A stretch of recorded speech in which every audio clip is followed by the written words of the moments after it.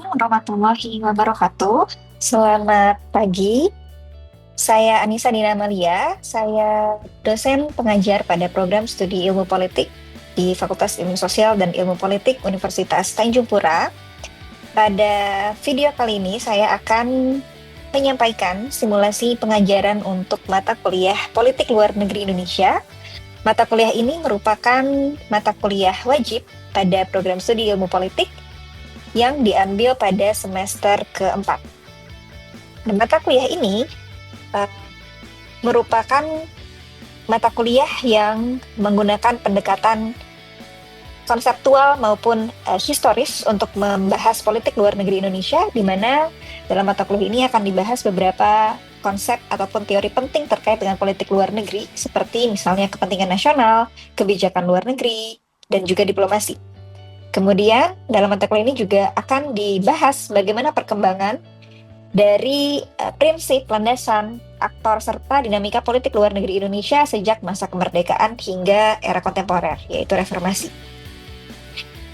Mahasiswa dalam mata kuliah ini akan mempelajari prinsip bebas aktif, proses perumusan kebijakan luar negeri, serta keterlibatan Indonesia dalam isu-isu global dan kawasan, seperti misalnya keterlibatan Indonesia dalam ASEAN, kemudian diplomasi ekonomi, isu lingkungan, hak asasi manusia, hingga respons terhadap konflik internasional.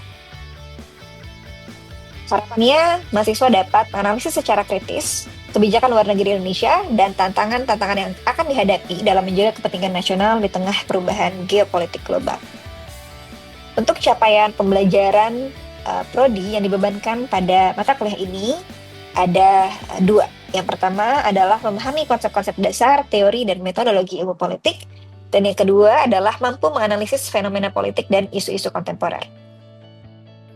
Untuk sistem pembelajaran yang akan digunakan dalam mata kuliah ini, yaitu adalah metode kuliah seminar, kuliah ceramah, dan juga diskusi kelas yang akan dilangsungkan secara tatap muka dan tatap maya, baik sinkronus maupun asinkronus.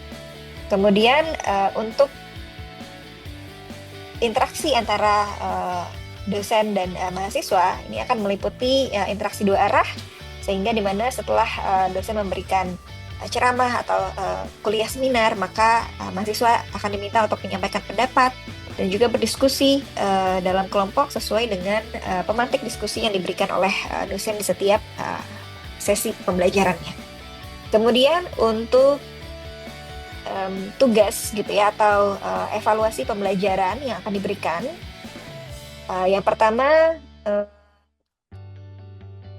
mahasiswa akan diminta untuk melakukan atau menuliskan reading report, yaitu laporan bacaan ya, yang akan dipilihkan oleh dosen pada setiap pertemuan, sehingga sebelum pertemuan kelas, mahasiswa diharapkan sudah membaca dan membuat laporan bacaannya, yang ini merupakan tugas individu, sehingga yang akan dinilai dalam tugas ini adalah ketepatan dalam memahami dan menjelaskan materi yang sudah tercantum atau terangkum dalam referensi yang sudah dibagikan oleh dosen.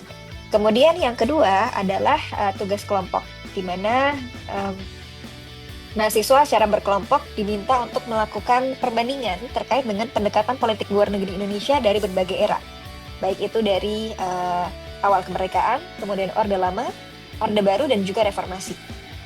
Di sini mahasiswa akan diminta mendiskusikan ya persamaan dan perbedaan dari pendekatan politik luar negeri yang dilakukan, kemudian faktor-faktor apa saja yang mempengaruhi pendekatan politik luar negeri yang diambil, dan yang terakhir melakukan analisis pendekatan mana yang kemudian lebih tepat atau relevan untuk digunakan.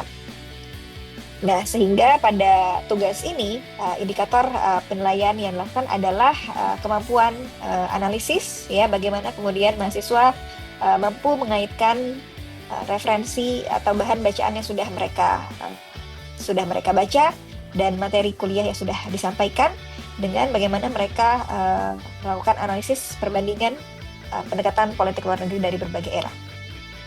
Kemudian untuk tugas ketiga adalah analisis pidato, yang ini merupakan tugas individu, dan mahasiswa diminta untuk menyimak salah satu pidato terkait kebijakan luar negeri yang disampaikan oleh salah seorang presiden Indonesia, dan ini bebas untuk dipilih oleh mahasiswa, dan kemudian mereka diminta untuk membuat analisis ya mengenai isi pidato tersebut berdasarkan konsep atau teori atau materi yang sudah pernah dibahas di kelas. Dan ini dibuat dalam bentuk esai serta wajib menyertakan referensi ilmiah. Ya, sehingga indikator dari tugas ini adalah ketepatan dalam memahami isi pidato yang disampaikan oleh Presiden Republik Indonesia yang dipilih. Kemudian yang kedua, ketajaman analisis mengenai bagaimana keterkaitan gitu ya antara isi pidato Presiden mengenai kebijakan luar negeri berhubungan dengan konsep atau teori yang sudah pernah dibahas di kelas.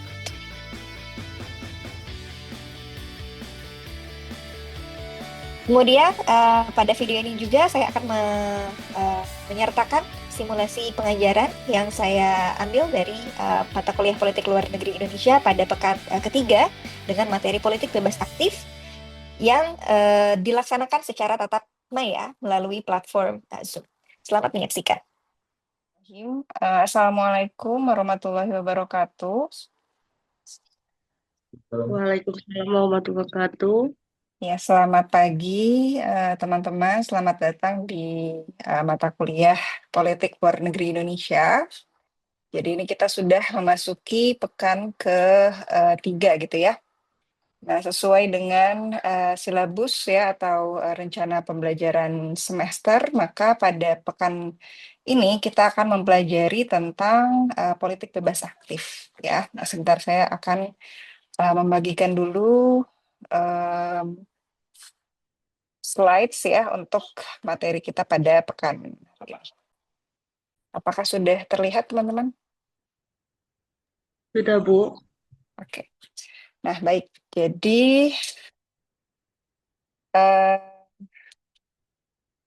sesuai yang sudah kita pelajari bersama gitu ya untuk materi dalam mata kuliah politik luar negeri Indonesia ini gitu ya, ada beberapa capaian pembelajaran gitu yang akan diharapkan. Nah, pada pekan ini gitu ya atau materi tentang politik bebas aktif, ya, maka melalui materi ini diharapkan teman-teman nantinya gitu ya setelah selesai menjalani perkuliahan dapat menjelaskan ya orientasi politik luar negeri Indonesia dan faktor-faktor apa saja yang mempengaruhinya ya. Nah, sebelum kita memulai materi hari ini, ya saya ingin mengetes dulu gitu ya, atau memberikan beberapa pertanyaan ya terkait dengan materi pekan lalu yang sudah kita bahas bersama-sama. Nah, untuk itu, oke, boleh teman-teman munculkan ya. Jadi pertanyaan pertama, apa yang dimaksud dengan kebijakan luar negeri? Silakan dijawab. Nah, ini materi-materi dari pekan lalu yang sudah kita bahas ya, mengenai definisi dari kebijakan luar negeri, kemudian nanti di pertanyaan berikutnya juga tentang konsep-konsep yang sudah kita bahas sebelumnya ya. Oke.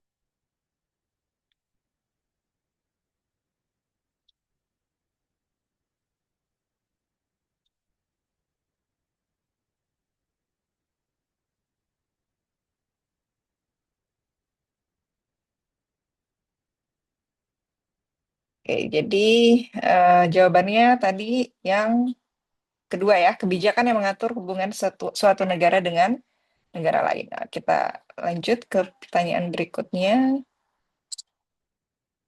Nah, ini apa perbedaan utama antara kebijakan luar negeri dan kebijakan dalam negeri? Silakan.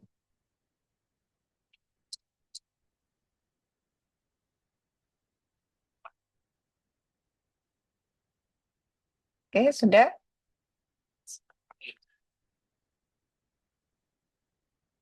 Ya, intinya kebijakan luar negeri yang mengatur hubungan dengan negara lain ya. Sedangkan kalau dalam negeri itu hanya mengatur urusan domestik saja. Kemudian selanjutnya apa yang menjadi dasar pertimbangan ya dalam merumuskan kebijakan luar negeri? Apakah kepentingan individu atau kepentingan perusahaan, kepentingan kelompok minoritas atau kepentingan nasional? Ini kayaknya jawabannya Dani belum masuk ya kayaknya ya. Mungkin karena jaringan ya, nggak apa-apa. Ih, jaringannya Iya putus-putus. jaringannya ya mungkin ya. Oke, nggak apa-apa Dan. Ya jadi kepentingan nasional ya. Kayaknya cukup cukup jelas ya. Oke, baik teman-teman. Jadi sepertinya masih cukup segar ya dalam ingatan teman-teman ya untuk apa namanya materi yang sudah kita bahas pekan lalu gitu ya soal konsep-konsep penting ya dalam politik luar negeri. Nah, setelah teman-teman tadi gitu ya mengetahui bahwa kebijakan luar negeri suatu negara itu dilandasi oleh apa namanya kepentingan nasional gitu ya sebelum kemudian dilaksanakan dalam bentuk diplomasi ya. Nah, Indonesia pun tidak terlepas dari hal tersebut gitu ya. Jadi kita selalu melandaskan gitu ya secara historis selalu berlandas kepada apa namanya kepentingan gitu ya, kebutuhan atau apa sih yang kemudian dianggap sebagai nilai-nilai penting ya atau ideologi penting dalam sebuah negara. Ya, ini mudah-mudahan sudah terlihat lagi ya untuk slides materinya ya. Sudah terlihat belum? Belum, Bu. Belum ya?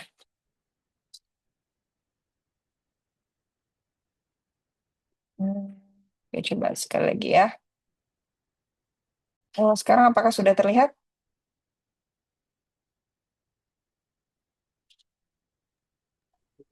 Sudah, Bu. Oke, sudah ya. Nah, seperti apa sih kemudian gitu ya bentuk dari politik luar negeri Indonesia ya. Kalau kita selalu mungkin teman-teman sudah sering mendengar bahwa politik luar negeri Indonesia itu berlandaskan prinsip bebas aktif gitu ya. Nah, tapi sebenarnya politik bebas aktif sendiri itu baru dikemukakan ya oleh Muhammad Hatta pada tahun 1948. Nah, sedangkan pada saat atau pasca kemerdekaan Indonesia, kita mengenal apa yang dinamakan Maklumat Politik 1 November 1945, di mana ada 4 poin penting ya yang menjadi landasan bagaimana politik luar negeri Indonesia dilakukan. Ya, diantaranya adalah bahwa politik yang kita jalankan itu damai dan hidup berdampingan, ya. Kemudian yang kedua tidak campur tangan dalam urusan politik negara lain, ya. Kemudian yang ketiga politik bertetangga baik, ya, dan bekerja sama dalam semua bidang dengan semua negara. Dan yang keempat adalah politik berdasarkan piagam Perserikatan Bangsa-Bangsa. Nah, tapi kemudian ada satu konteks sejarah penting ya yang kemudian melahirkan prinsip yang kita kenal sampai sekarang bernama politik bebas aktif. Yang ini merupakan sumbangsi Hatta dan ini lahir dari beberapa pernyataan gitu ya ataupun pertanyaan retoris yang beliau kemukakan yaitu pada sekitar September 1948 ya di mana beliau menyatakan di sini ya di slide ini saya tampilkan.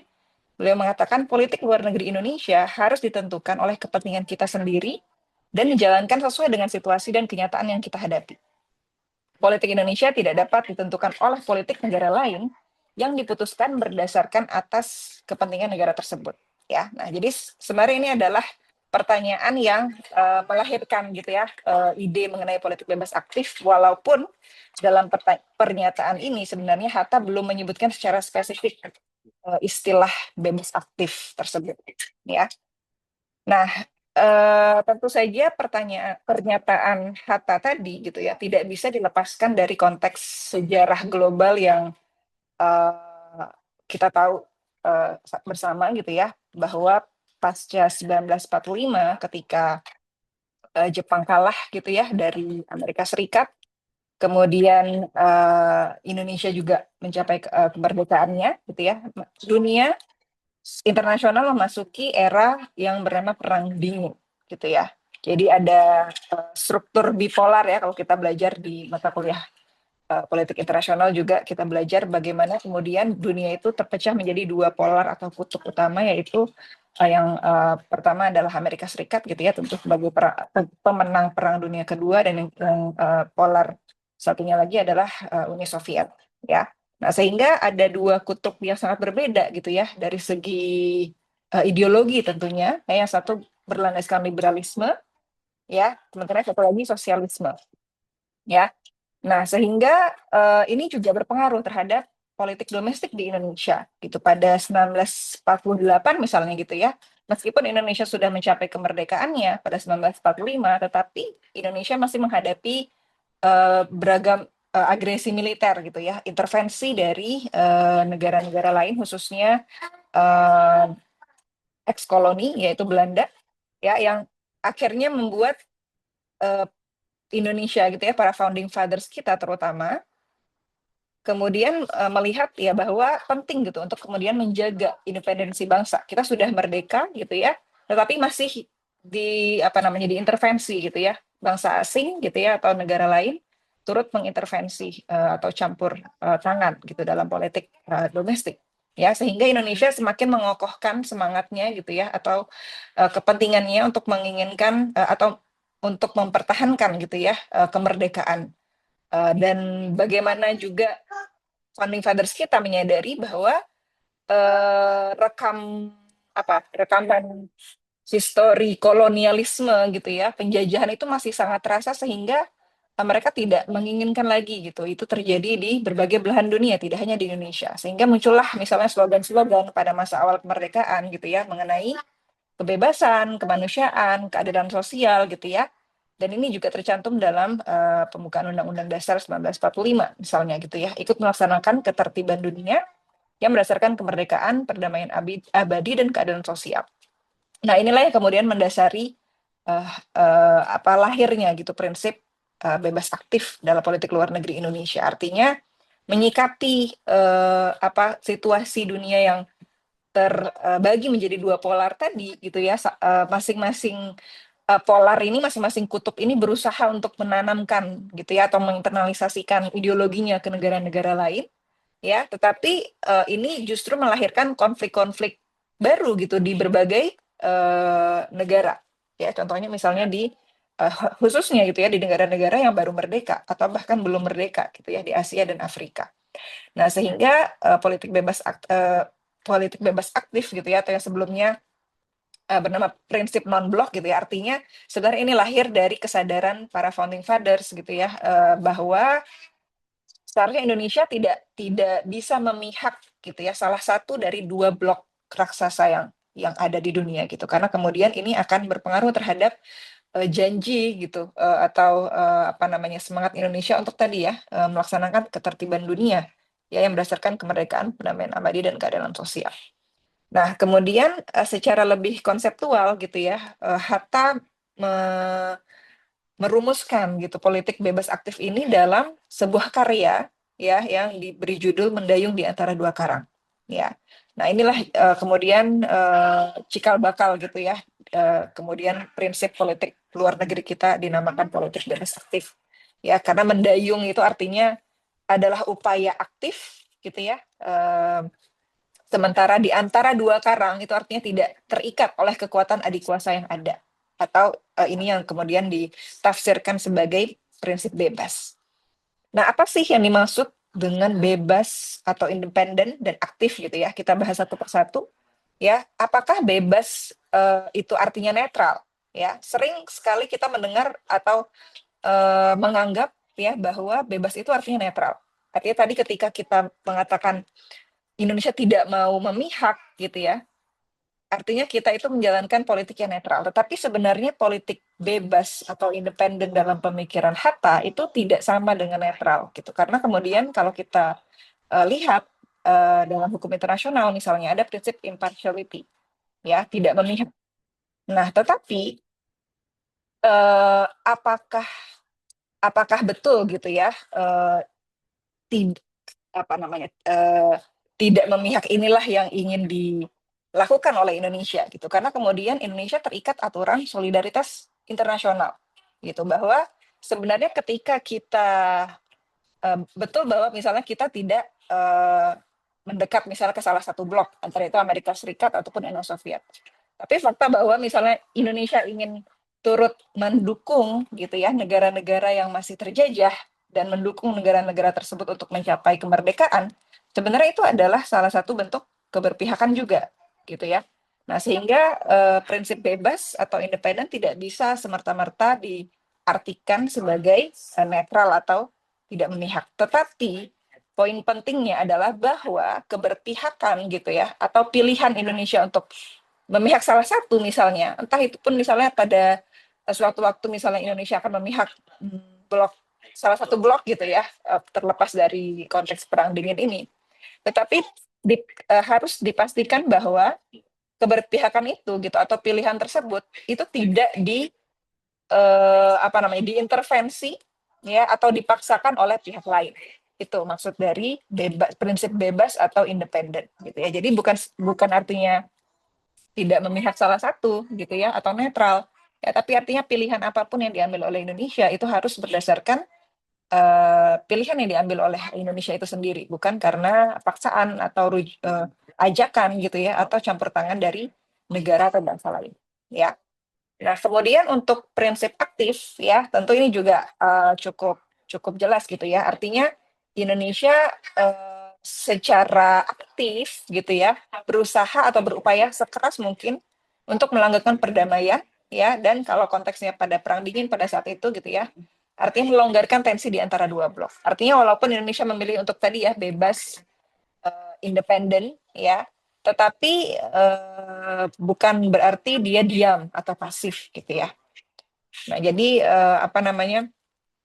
ini sesuai gitu dengan pembukaan Undang-Undang Dasar 1945 yang tadi kita sudah bahas gitu ya. Kemudian juga tentu kita harus melihat juga gitu ya bagaimana peran aktif Indonesia itu sangat dipengaruhi oleh kondisi domestik gitu. Karena kemudian kondisi dalam negeri misalnya pada periode awal kemerdekaan belum memungkinkan Indonesia untuk turut aktif karena belum memungkinkan Indonesia untuk turut aktif dalam politik internasional karena misalnya kita masih masih menghadapi tantangan tadi agresi militer Belanda dan lain sebagainya gitu ya. Tapi setelah misalnya konferensi meja bundar dan beberapa konteks penting di tingkat global lainnya gitu ya, Indonesia baru memainkan peran aktif. Misalnya pada tahun 1953 Indonesia mulai misalnya dalam perjuangan Irian Barat atau misalnya menginisiasi konferensi Asia Afrika gitu ya. Nah, itu juga bentuk dari pelaksanaan politik aktif yang dilakukan oleh Indonesia. Nah, ini adalah salah satu kontribusi nyata gitu ya yang dilakukan oleh pemerintah Indonesia pada saat itu, yaitu menginisiasi konferensi Asia Afrika 1955 dan melahirkan ya dari konferensi itu yang disebut dengan Dasar-Sila Bandung. Nah, baik teman-teman, itu tadi materi inti gitu ya mengenai politik bebas aktif. Nah, selanjutnya saya ingin mengajak teman-teman gitu ya untuk kemudian ikut menyumbangkan pemikiran teman-teman gitu ya, berdasarkan tadi yang sudah kita bahas mengenai bagaimana konteks sejarah gitu ya, kemudian apa sih yang dimaksud dengan politik bebas aktif. Nah, saya ingin mengajak teman-teman juga untuk berdiskusi gitu ya, bagaimana sih kemudian pelaksanaan dari kebijakan luar negeri Indonesia saat ini misalnya kalau kita bisa lihat gitu ya. Nah, silakan teman-teman tonton video yang akan saya perlihatkan setelah ini gitu ya. Dan teman-teman tolong catat ada dua hal yang perlu teman-teman diskusikan di sini ya. Yang pertama, apa saja sih tujuan dari kebijakan luar negeri yang diambil oleh Indonesia tadi tersebut gitu ya. Kemudian yang kedua, apakah kebijakan luar negeri Indonesia tersebut sejalan dengan prinsip bebas aktif yang sudah kita bahas tadi ya. Oke, baik, sebentar saya stop share dulu, kemudian akan saya share video untuk pemantik diskusi. In 2014, when I started my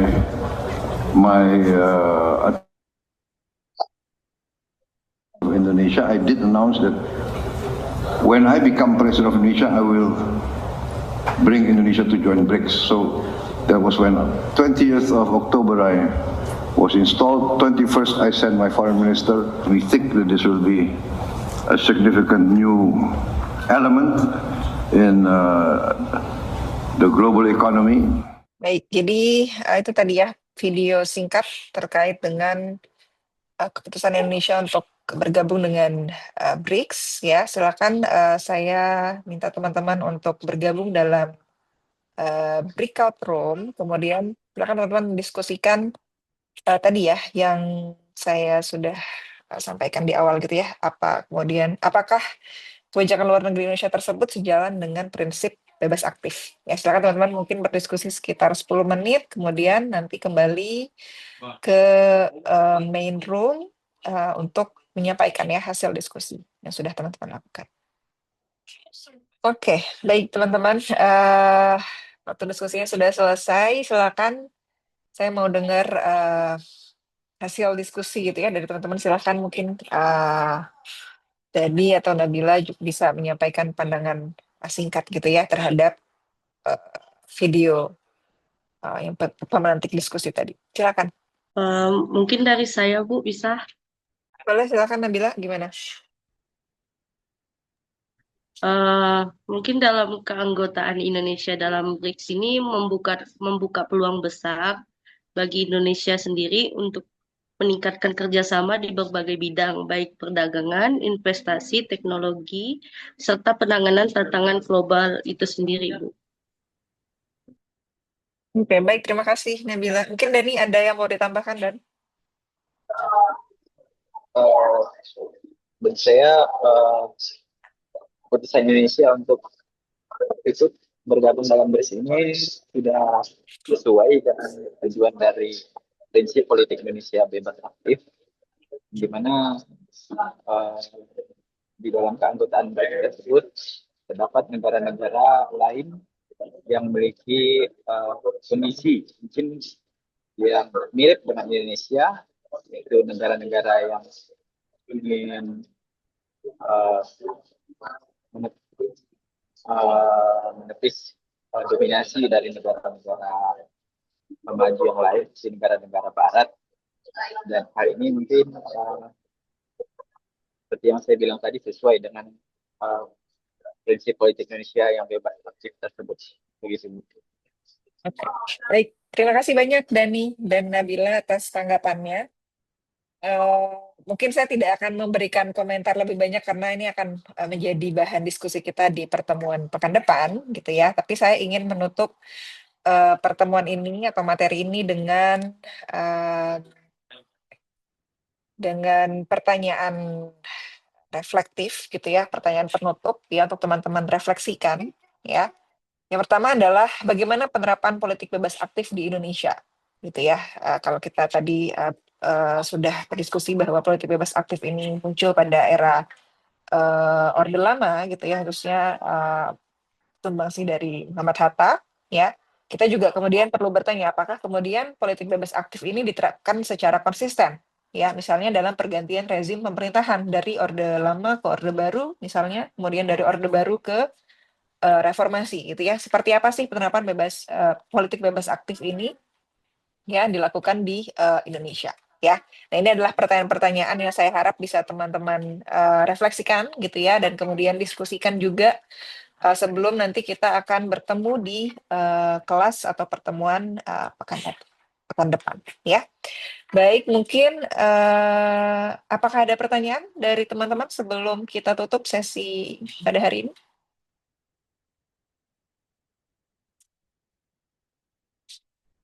Oke, kalau tidak ada mungkin karena berhubung waktu juga terbatas gitu ya, mungkin saya tutup untuk pertemuan kita pada malam hari ini.